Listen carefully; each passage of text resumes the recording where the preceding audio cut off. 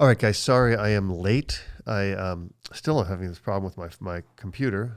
If anybody knows about the new operating system on Mac, my I can't share my screen. I can't put my screen over. I can't use. I usually use my iPad to watch my questions come up, and it doesn't work. It's all screwed up, and I don't know how to fix it. So I'm stuck. But the good thing is, when you're stuck and you have somebody who loves you, they help you out. And Janet's right here to hand me the question as they come. So first of all, I will tell you I've got a cold. It started on Friday. It's a gnarly one. It's not COVID. I took a test. Isn't it funny how everybody thinks now, as soon as you have a cold, they go, "Oh, do you have COVID?" And I don't. I had it, but I don't have it now. But it's a gnarly cold. So I hope you guys tuned in for the live from before on YouTube, because I talked about this whole back and forth thing with Zach George, and I hope people will enjoy the explanation of it. I'll do more videos on that as well because I think it's important. But first question here from Newt, who says, we have a Rhodesian Ridgeback male, 16 months old. Until now, he's been very good with all dogs, also male. Since he has been attacked by two black Labrador males, he now started to defend himself. Well, that's not uncommon, because once a dog is attacked, they are suspect of situations. They become very fearful that it's going to happen again. And then the dog obviously thinks, okay, this is going to be a bad thing, and I'm going to protect myself. So what you need to do with your dog is, since you already let the dog get attacked, now what you need to do with the dog is you need to have positive associations with the dog. The dog needs to understand that he's not going to get hurt, that things are going to be okay. And you need to get him around other dogs, not in front of other dogs, but around other dogs. Get the association to be positive, get the experience to be positive, and then slowly, introduce him then to neutral dogs. But remember, a Ridgeback is a really powerful dog. So if he's suspicious and he goes off the fence and just starts to fight, you're gonna have a big problem when you have 16 months old. That's a big dog. It's a powerful dog. So good structure, good positive interactions, good dog, good neutral dogs around him. Let every experience be a good experience, and you'll have a lot easier way to fix it. Then, whoops. Again, I'm screwed up here now. Are you sending new ones here, honey? What are you doing this? Oh, Newt. Okay, Newt says, okay, then after that, I've got Vizgor, who says, 4-month-old Doberman puppy, potty trained. However, when a playmate came over, she did pee in front of us inside the house without asking to go outside. What should be our reaction? Well, first of all, you shouldn't have your dog playing with other dogs until they've gone potty, right? The first rule of it is, when puppies, especially 4-month-old dogs, get really excited, they can't hold their bladders. So no, you should not correct the dog for that. No, you should not punish the dog for that. No, you shouldn't rub your dog's face in it. Nothing. The dog probably was looking at you and started peeing because she couldn't hold on any longer. So before you let puppies play, or before you play with puppies, take them outside. Potty. Good potty. Okay, now you get to go play. What are the best way to continue? That was from Newt. Then Lois. Is Lois in here? Lois is here still.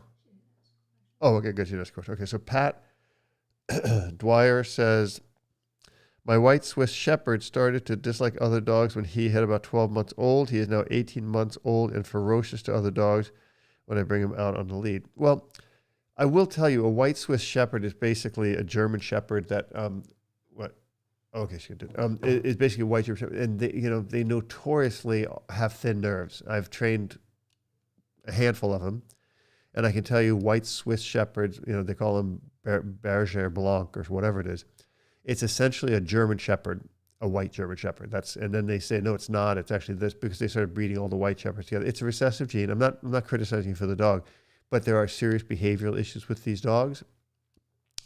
And I've trained, like I said, a handful of them, in my experience, and I've seen that was a common denominator. They're nervy. They're thin nerved, which means they're nervy. They react really crazy, especially males. But you're going to need to form some positive associations with good behavior and form some negative associations with bad behavior. I would teach the dog what a prong is, but I would see if the dog can handle it, because a thin nerved dog is going to be a lot harder to work with corrections than a solid dog. So I would see how the dog responds to a prong. Buy yourself a prong on Amazon. You can always return it. Watch my video on leash pressure. Put the dog in a position with a complete neutral environment to see if they'll handle that leash pressure, and then get the dog worked on that. If that doesn't work, then you're going to need to go to a slip lead and use leash corrections like about turns, focusing back to you, going forward in front of another dog, correction, pop back to you, rewards with you, positive association. That's going to take you some time, but you should be able to do it. 2 of them? Oh, Pat or Joe. Oh, hey, Joe Brooklyn, the guitar player. My 3-year-old German Shepherd has started digging when we play ball. She wants to bury the ball, I guess, is her favorite game 3 to 4 times a day. Training between, shouldn't e-collar be used to curb its behavior? I mean, you can. It wouldn't be the worst thing in the world to do. That you can teach. I mean, I would, to use an e-collar for something like this, it's a behavior that you want to stop, and it's not a bad time to use an e-collar. And it's something that I would teach the dog that, hey, knock it off, bump, bump, bump on the e-collar, and then the dog would stop it. Sure, I think it's a great place to use an e-collar, but make sure that you use some conditioning, get the dog used to the e-collar early on. If not, 2 things happen. 1 is the dog doesn't understand the interaction with you, and 2, the dog can become very collar-wise, which means you're going to have to, and this happens in competitive obedience and protection dog sports all the time. Dog's got a collar on, the dog's like, oh, okay, I know I can't do it, but the collar's off, I can do it. And that's what you don't want. You don't want your dog blowing you off with that. So always pair the collar with another collar. Make sure the dog knows that I'm under your control because I have a collar on or whatever, and then you have a lot easier time correcting the dog. It's me? Oh, Diane Smith. I had a 5-month-old female Malinois that I'm trying to train to stay out of the kitchen when I'm cooking. Should I just keep repeating the place command? She's good with stay when we're training. Well, she's good with stay when you're training because there's no distractions involved, like you cooking something really delicious in the kitchen that she smells. A dog's nose is their number one sense of scent that they rely on. So what you might do is when you're cooking, feed the dog in another room, right? Maybe put a baby gate up and teach the dog, okay, here's a Kong, and, have the Kong tied to something like on, you can maybe, depends what your house looks like. You can screw a little eyelet into a baseboard and tie it off to that. So the dog has to stay there, and the dog can't move the Kong into the kitchen to be with you. They have to stay there, or put them in a crate. And the dog will learn that eventually. I don't think it's a big deal at all, but it's easy to fix. Should I go to the next one underneath? Okay, the next one underneath is, it's me. How do I get my dog to settle? When at a coffee shop, he can for a few minutes, but then I'm ending up in a cycle of sit-down commands and treats versus a calm stay. I know he's winning the game. Yeah. The way you teach a dog to be good in a coffee shop is you don't go to a coffee shop and sit down for a 20-minute cup of coffee. The way you do it is you go to the coffee shop, you sit down for 2 minutes, you tell the dog stay, the dog stays, you say, okay, let's go, that's it, we're going. And that's a positive thing, like, wow, that was it, we get to leave. Then I bring him back, a half hour later or 10 minutes later or 2 minutes later, and I do it again. This time I do it for a minute longer. The next day I'll do it for a minute longer. Then the following week I'll do it for 3 minutes longer. And I'll build that duration slowly by always me breaking. In other words, if the dog is up and bouncing around, I'm going down, up, down, up, down, then I don't win. The way I win that game is I say, sit or down or whatever it is. You can even put a little place blanket, like a little bath mat or something with you. Put the dog down, good down, wait. Make sure the dog's holding the down, and then say, okay, that's it, let's go. So you don't order the coffee, you don't order the scone or whatever you're going to have, and you just go there to train. You train for a couple of minutes and you leave, but it's going to take you time. And if you have to do one correction or something, okay, down, and then when the dog's holding, okay, good, now we leave. But don't let the dog up and down, and they go, okay, forget it, let's just leave. Because the dog's never going to learn anything that way. Earth. Jack, thank you for enjoying the YouTube. I appreciate that. How long, Earth Eclipse says, how long should I let Anubis wear his e-collar while it's off before starting, while it's off before starting to condition it? Well, put the collar on. I would have the collar on him for a few hours the first day and put it on with another collar, right? In other words, when I put an I've never had a dog just on an e-collar. I always have a chain collar on. So I put a chain collar on, an e-collar on. They have both collars on. I don't do anything. Then the next day I put both collars on. I don't do anything. The third day I put both collars on, and maybe I turn the e-collar on. I give a little stem. So the dog is associating with both collars going on. The e-collar is kind of doing something. But the little stem kind of just, the dog goes, oh, what was that? That's when you start conditioning. Like I would say the second or third day. Amir. Okay, Amir says, excuse me, I have a 6-month-old Malinois to a organized dog play meetup, all well-behaved dogs. Recently, my dog has started mounting. Some dogs, both male and female. What's best correct? Well, one thing is Malinois are generally not doggy dogs. That's, my opinion. Unless they're raised with them, they have an issue with it. Now, if your dog is doing that, you're going to have to get them to stop. I mean, I would check around. 6-month-old, are the other dogs intact? Is he intact? Those are just random questions. They don't mean that I would change anything, but I would start to see what is he doing so that you have a pattern to look at. But I would certainly correct the behavior. Like anytime my dogs do any mounting or anything like that, I'll grab them and go, hey, knock it off. And that's when that's one situation I get personal, because that is a personal correction. I don't want that to be an arbitrary correction like an e-collar. Because if it's arbitrary, they think, oh, is it coming from this dog or where's it coming from? That's coming from me. That means I don't allow that. And that can be very personal. Carol, you sent me this one? Okay. And I have to talk with Janet back and forth because I'm sorry, this is all screwed up. And by the way, guys, members, we didn't do the member questions because I was sick. Let's do them right after this. We got like 10 or 11 questions. We'll sit down and do them, and they'll be up today. I apologize for that.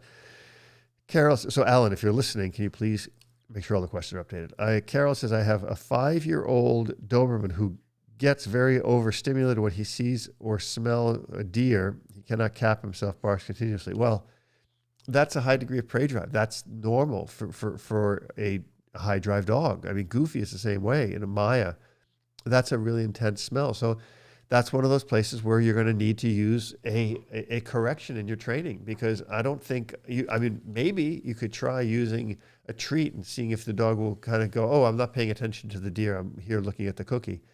But I'm being facetious. The dog won't. If the dog is starting to get into that drive, you need to get the dog to direct back to you and then use something very high intensity reward. For example, a tug toy or a ball or something that the dog sees that I focus back to you, and now I can turn, and when I get back to you, I can fulfill that crazy drive that I have to chase, to fight, to kill. That can be fulfilled with a ball or a tug toy or something like that. You got another one? Okay. This one here says, Sniffy Bear. My German Shepherd is well behaved on walks until the times he realized we will enter the field where we train, fetch, and tug daily. Then he goes crazy with anticipation. Leave it or train him out of it. That's a tough one. You're not telling me how old the dog is, because if it's a young dog, I wouldn't get it out of him, right? I would make that really exciting. If he's an older dog, I would expect a little bit more maturity. So what I would do is I would take the ball or the fetch or whatever, the whatever toy it is you're using, and before I got on the field, I would tease him with like, hey, what's that? What's that? What's that? What's that? And then I would ask for obedience. Hey, with me, easy, heel or whatever it is. I would walk onto the field, and then I would ask for some obedience, and then I would play. But, when you first get a dog excited about going onto a field, you want positive association with that. You want the dog to be excited to get there. You want the dog to be happy and to be looking forward to it. So you don't want to squash it. But at some point, you don't want the dog dragging you across the street, because that excitement will come at the beginning of the field, and then it'll come across the street from the field, and then it'll come down the street from the field, and then you're just getting a dog who's just so amped up that they're just like, that's all they have in mind. They have to give you a behavior before they get something. Jack says, if e-collars are the most humane training tool, should we start training young dogs with e-collars right off? 7-month-old puppy here. I mean, I say they're the most advanced training tool, and they're extremely humane for things you might want to do. I mean, can you train a 7-month-old puppy with an e-collar? Sure. But what I would always start out with is I would start out with luring and shaping and forming behaviors. I use the e-collar differently than other people. There's different ways of using e-collar. Some people use low e-collar stim to behavior. In other words, like my friend Pat is a great example. She's been training dogs for many, many years. She comes to my classes on Tuesdays, a very, very proficient trainer, uses an e-collar, for example, for the place command. Low level stim in front of the place. She says place, dog jumps on the place, she turns the e-collar off. I use the e-collar I will have an e-collar on a dog, for example, and I will teach the dog, okay, there's your place, there's a cookie on the place, and my verbal marker initiates the dog's behavior to go to the place. When they don't, I use the e-collar as a negative marker and say, no, place. So that's the beautiful thing. There's different ways to play. You can play a guitar in E tuning or drop D tuning, like Joe Brooklyn will tell you, any other tunings that there are. Excuse me, but it will depend. If you want to start putting layering correction, all my videos are geared towards layering corrections in using an e-collar. And I believe those corrections are very fair, but you should, I would probably start using e-collar on a dog at 10, 11, 12 months old like that, but not at 7 wouldn't be my choice. Excuse me. A little chloroseptic too. Angela says, maybe you could read me these questions because my throat is killing me. Angela or Amir? Sorry. Angela says, 15-month-old male German Shepherd mix still pulled on leash, whether prong or martingale. I do when he turns while on the walk. Pulls anyway. Well, I would look at, is the environment very distracting to her? But I would also look at, you need to make sure your corrections are meaningful enough that the dog knows what you want. I'm losing my throat. And there must be a certain amount of reward back to you when the dog comes back to you, or else the dog has no real reason to come back to you. Yeah, that mic is on. If you could read, here, start with Amir's question here. I'm going to have Janet read the questions to me during the live, which I usually don't do, but I'm going to lose my throat completely. Excuse me. Amir says, thanks for always being there for us. We appreciate everything you do and stand for. Thank you, Amir. Like I said, I got into this to advocate for dogs, not to train dogs. I wanted to make it a better place for dogs. I didn't go into this to make money. Okay, Earth Eclipse says, is the collar okay to use for the dragging long line whilst conditioning? Is what collar? The e-collar, okay to use for the dragging long line while conditioning? No, I don't ever hook a long line onto an e-collar, onto the buckle of an e-collar, if that's what you're asking. Ever, never. Okay, she might re-ask that question. Yeah. It might have been a little confused the way it sounded. Yeah, please re-ask that question. But if you're saying, do I ever hook a line up to an e-collar, the buckle of a regular e-collar, I never, ever, ever do. No. Okay, Kaikini says, our fireworks are a thing year-round here. My lab is petrified when they go off. He pulls and whines. Often I'm far from home. I keep calmly walking, stopping sometimes so he'll come back to me. Any suggestions? Fireworks are one of those things where, Goofy and Maya don't like fireworks. It's one of those things that it's almost impossible to condition. It goes into the genetics of the dog oftentimes. And, all you can do is if they're going off, maybe have some treats with you or have something with you something that will redirect the dog back to you. If you can get the dog to bite on a tug or something, what a good boy, come on, let's go. When they get back home, it's a really tough thing. I feel for you if you live in an area where there's fireworks all the time and you have a dog, because it's very, very, very stressful on the dog. But a focused walk, I wouldn't really cower to the dog. I would say, come on, let's go. Yeah, let's go, boom. And keep the walk, because the movement will relieve the stress. That much I can tell you. I make sure you have a good collar on your dog so he doesn't break away. Okay, our friend Sherry says, hi, I listened to your YouTube live just now. Brilliant. I hope people understand that they're getting the best free dog training advice from Robert Cabral. Thank you, Robert. Team Cabral, 100%. Thank you, Sherry. Really appreciate that. We need more food. Is that our Sherry and Harold? Yes. Oh, okay. Yes. Yeah, we love Sherry's food. We need to order some more. It is. I give it for free because I don't have any sponsors. I do make money on my on YouTube. I make a little bit on the membership section. I have a really nice life because of it. But Janet knows I would be doing this for free all day long.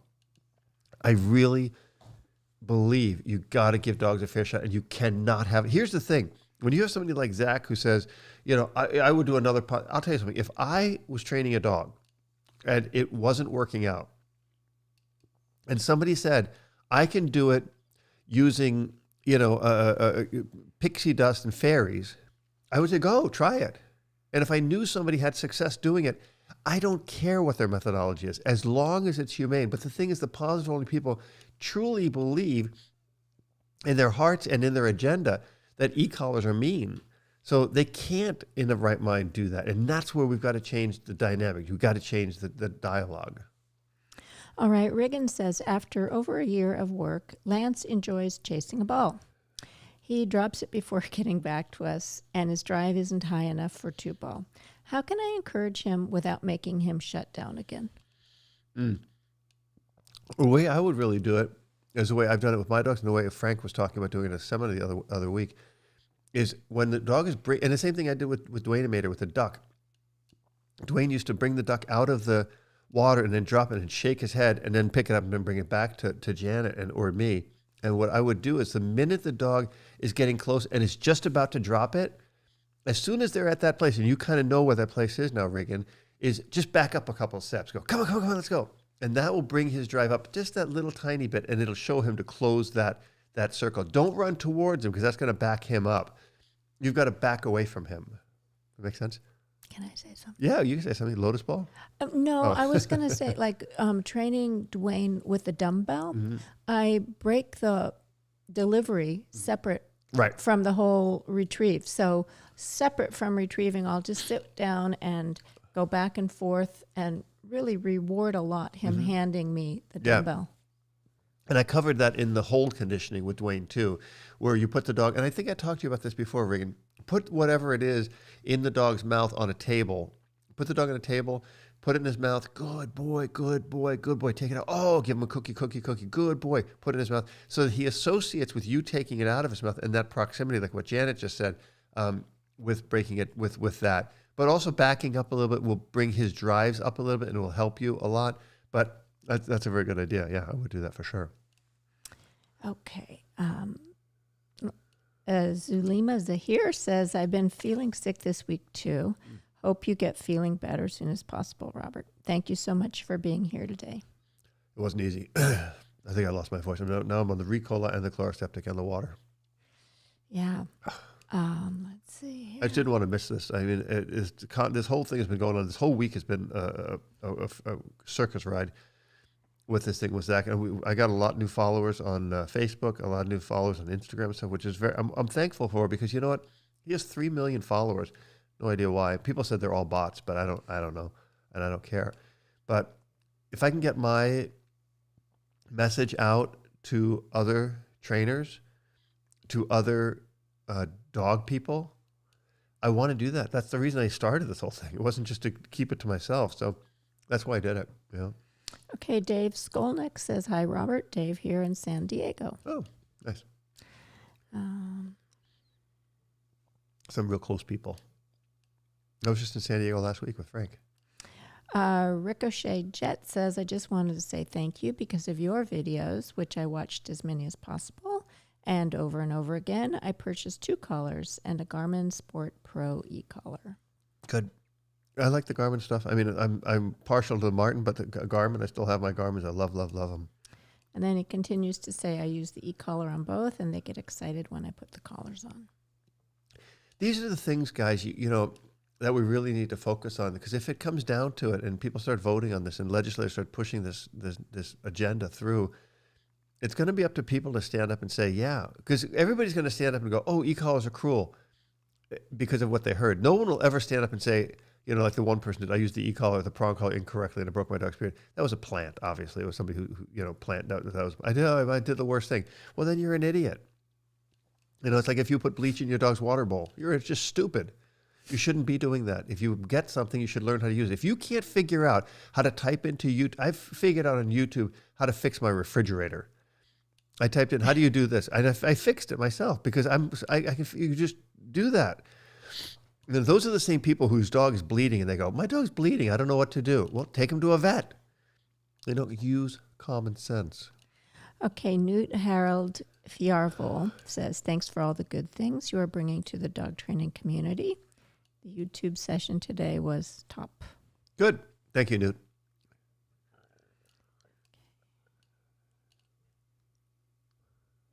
You're scrolling a lot. Okay, here's a question from John McBride. Robert created a video showing his timing with the e-collar. He used a red visual on the screen to show when he pressed the button. I can't find the video again. Does anyone have the link? It's the one with it's. I did it with several of them. If you go to if you go to YouTube, it's on the member section too, I believe. But just search my YouTube videos with e-collar. I did it almost on every single one.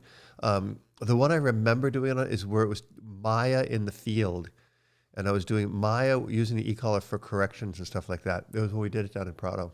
Oh, okay. Yeah, I used a visual. Some people use Larry uses the audio, but the problem with that is the dog hears the audio. So that's why I don't really like to use it. I know when I'm pushing the button, I can see my finger, and then I push the little red. Just watch. If you're seeing the e-collar, you'll see me pushing a button. And if you can see my thumb moving, then I'm doing it. All right, Sniffy Bear says, when I use my prong collar on my 16-month-old German Shepherd, who is very vocal, sometimes he gives a yelp out of being startled. I was accused that it was excessive pain if they vocalize a correction. Your thoughts? It's not. I mean, if I walk up behind Janet sometimes and I just poke her a little bit like in the side, she goes, ah! It's not painful. It's startled. You know, I mean, sometimes Janet's just doing her makeup and I walk in, she goes, oh my God, I didn't see you there. You know, it's a startle effect. It's the dog's, oh my God. Pain, you'll know if you put pain on your dog because the dog will linger in that moment, right? Pain is something that causes us to linger. Like if something hurts, I go, ow, oh man, that hurt. Where startled is like, oh, what was that, right? That's a whole different kind of seeing. And look at your dog's overall body language. You must be able to read a dog's body language to see what that is. And I will use startle effect, and I will use a slight degree of pain. If a dog is running into the street, I will put a little pressure on a prong or an e-collar because, and I said this in my video to Zach, I said, I will prefer to put a little bit of pain, less pain than the end result. If the dog chases the car, he's going to get hit by a car and get killed or get seriously injured. If I put a certain amount of pain on his neck to say, hey, don't do that, a dog will learn from that experience. And we have to have people understanding that. All right. Riggin says he's doing great with more formal retrieve thanks to the Lotus Ball, and now will retrieve a wide variety of objects, but play in field is different. Yeah. I think mostly I need advice on training my husband. Yeah, well, I can't do that. I'll have Janet do that. That'll be Janet's training methodology. She's really good. Oh, right. I don't know how either. She's a black belt. Oh, right. Okay. Dave says, Skolnick says they think the e-collar is mean because they don't understand it. They don't want to learn how it works and how it is used properly, and that most dogs work at levels so low most humans can't feel it. Yeah. The thing is with an e-collar, if you see it used, look, here's the thing. There's a guy who uses a wiffle ball bat to get a dog to sit. You know, I mean, I don't agree with it. But is the wiffle ball bat bad or is the application of it bad? Because kids play wiffle ball all the time. They really enjoy it.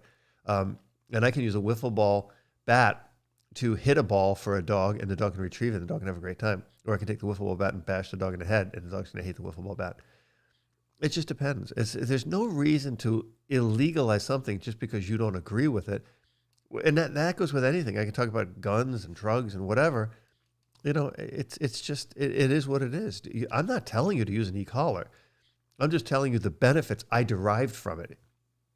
If I was on here telling you, oh my God, I used an e-collar, I ruined this dog and I ruined this dog and I ruined that dog, well then, obviously that's stupid. And these people are just telling you that all these dogs are getting ruined and these dogs are getting abused with it, but there's no factual basis to it. There's no police reports. There's nothing. It's just their agenda. They have a wicked agenda. There's a lot of huge money in positive only dog training. And they're, you know, and again, if they illegalize the e-collar, I promise you 1,000% that this is why the e-collar manufacturers aren't fighting against it, because they're going to sell just as many of them. You know, in Germany, it's legal to buy it, to sell it, and to have it, but you can't use it. So how do you enforce that law? That's idiotic. Okay, Lois says, thanks for that breakdown on e-collar and pain. I now know I've got the mount just right for Maggie. Good. SC says, is the educator a good choice to get for a giant schnauzer? There's a better for the Schnauzer. If you want to go with e-collar technologies, I'd go with the bigger, the black one. I forget the name of it. A giant Schnauzer is a big dog. I might not go with that. I would probably there's a mini educator and there's the pro educator. That's the one. If you want to go with e-collar technologies, go with that one. Yeah. That's it. Good. Guys, I'm gonna cut it short. It's actually been 40 minutes. My throat is gone. So I'm gonna say goodbye. Member lesson coming up this I think this week or so. Okay, another one. Good. One more. Excellent. One more. Love it. It's like an auction. Let's do it. Yeah. One more. Sealed bid. Would you condition a dog for compliance first on an e-collar before applying a higher correction with it? I think so many people think we are just out blasting dogs. Well, so there's two ways to use it. There's this low collar stim, and then there's corrections. No matter which one you do, you need to find where the dog is, right? And certain dogs, depending on the moisture ratio of their skin, their fat content, their body mass, their size, and their tolerance, their nerve tolerance to the e-collar stim, they will respond differently. Just like people respond differently. Like I can handle like a 4 maybe or so on the Martin, on the mini, on the micro, and I know people can handle a 5 or a 6, or I know some people can feel a 2 or 3. I can't feel a 2 or 3 and a 4. I'm like, okay, I got it. So that's my level. You must find your dog's level on any e-collar you use, right? And then once you know that, and I check it every time, because if I've got my dog in another place, I know that the Martin Systems has the continuous measurement where it keeps checking, so you know a 4 is a 4. If a 4 is a 4 on your dog, in the moisture, it's a 4 and a 4 when it's dry. But I don't believe that. I always check. Like I'll always watch my dog. Okay, that's the number. Now, if I'm at the park today or tomorrow, I know it's going to be the same, but I always want to know where my dog's baselines are, and I know where they are on both my dogs. I can adjust my collars on my Martin collars. I can dial it in to just be right around there. But I know what it is on the Garmin, which I can't adjust. And I do. I know exactly where my collars are, and that's where I start correcting and working with my dogs. One more, Sherry? Let's do one more. Pat Dwyer says, when you say the Swiss Shepherd is thin-skinned, does that mean I need to be soft with him? He's an intact dog, and when we go out to the beach, etc., he just switches into a beast, ignoring me. Yeah, well, so you have to look at that. So thin nerve, thin skin. Yeah, some people say thin skin, like a person can't handle criticism. That's a thin skinned person. Thin nerves just means the dog is just likely to thin nerve dogs are just a really erratic to correction. Like, what was that? What was that? And then if he's switching into beast mode, then he's just blowing you off. But you should follow along on the dog's path. In other words, if you're training the dog, you have to be considerate of where the dog is in his place, in his mind. But if the dog is blowing you off and being a jerk, well, then you need to come down on the dog and get the dog back, because the dog is not allowed to hurt people or other animals. That's the bottom line. If he's being aggressive or bully to other dogs, you need to come down. You need to correct that. All right, one more. Let's go. Okay. Amir says, what advice do you have on preparing a 6-month-old Mal for boarding? He's with me all day, every day, including at work, and I'm worried about separation anxiety. Yeah, that's a tough one. I would start by putting the dog in another room for a couple hours a day, and then I would leave the dog wherever you're going to board this dog for an afternoon. I would take him there like just before lunch. I'd go have a nice lunch, go do something afterwards, run some errands, do some shopping, bring your groceries home or whatever you bought, bring it home. And then I'd go pick up the dog. I'd leave him there for like 3 hours. I wouldn't leave him overnight for the first couple of times. Then I would, if you can, that would be the second phase. And the third phase, I would bring him there at night after he ate, let him stay there, and then pick him up in the morning. And then you just board him and then just go with it. But if he has that kind of separation anxiety, that will help him see you're coming back, and it'll get him over it. One more. No? Yeah. Okay, Sherry Tatum would like to know, do you offer consultations with trainers to troubleshoot specific dog issues? Yeah, I mean, I can recommend you to a trainer for sure if you're in another area. Depends where you are. I took it to mean like she's a trainer and she wants to know if if she's stuck with a client's dog, if you offer consultation with like the trainer. that. That's the way I took it. Yeah. Sherry, tell me if I'm wrong. Yeah, yeah. If that's your issue, yeah, for members we do have that. We can do a phone consultation. Just I need to get that sorted back out where the rate is for that. But yeah, we need to do that. Okay, Sean Mulligan says 17-month-old male Rottweiler has great obedience until another dog is in sight, and then the leash pulling, lunging, and barking starts. Anything gained at that point is lost or a step back. I don't understand. The dog is leash pulling. Yeah, I mean, basically the distractions are 17-month-old too much, Rottweiler. yeah.